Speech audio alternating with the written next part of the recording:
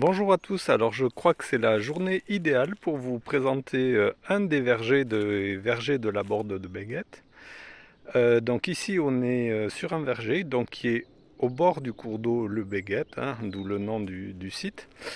Et donc c'est le premier verger qui a été planté, donc qui a été planté en deux parties, la partie qui est le plus au fond et la partie au premier plan est plus récente. Et donc vous pouvez constater que le verger, il est constitué de lignes, hein, donc c'est une plantation en ligne, donc des lignes espacées de 8 mètres, et des lignes qui sont constituées pour faire des haies fruitières.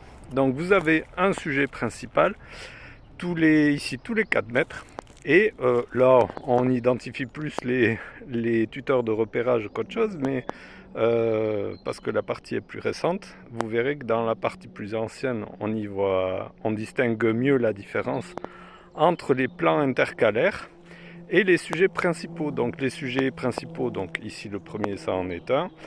Ici, 3 sujets intercalaires, donc disposés tous les mètres. Et ensuite, à nouveau, un sujet principal.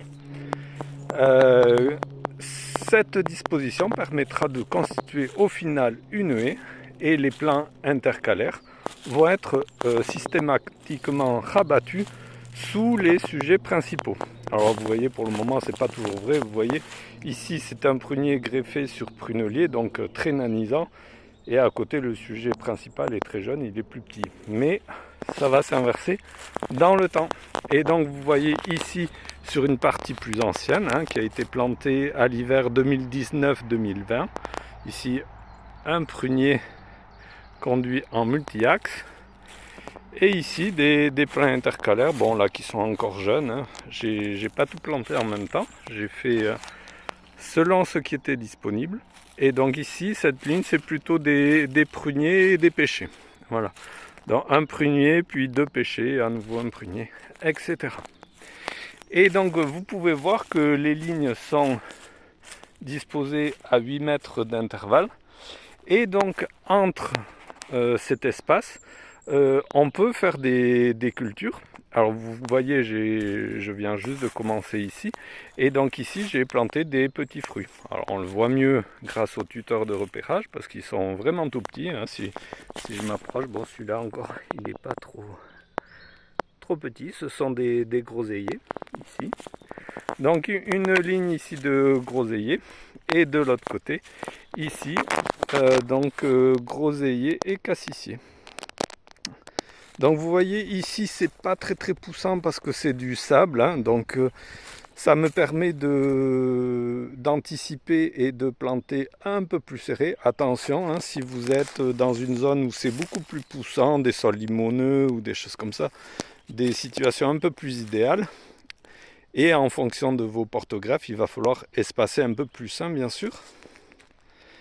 Mais voilà donc cette disposition en ligne espacée de 8 mètres qui permet de faire des cultures intermédiaires entre les lignes de fruitiers, et donc d'optimiser vraiment la place.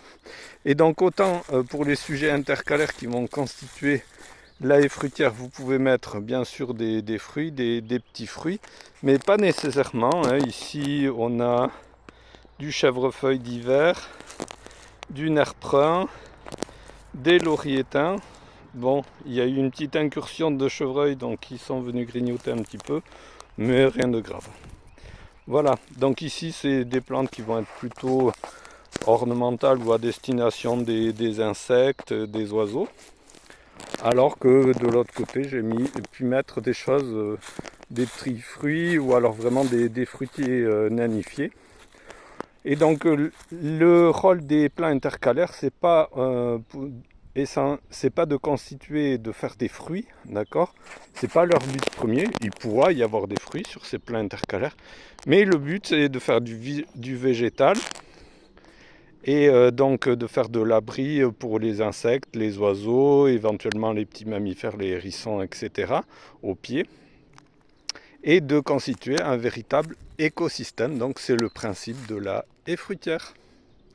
Voilà, donc si vous êtes intéressé, si vous êtes du coin, n'hésitez pas à venir visiter, c'est avec plaisir que je vous recevrai. Et n'oubliez pas de vous abonner sur la chaîne YouTube ou alors sur la page Facebook, ou les deux, d'accord, pour avoir un maximum d'informations et le suivi des différents vergers de Luxeuil. Merci, à bientôt.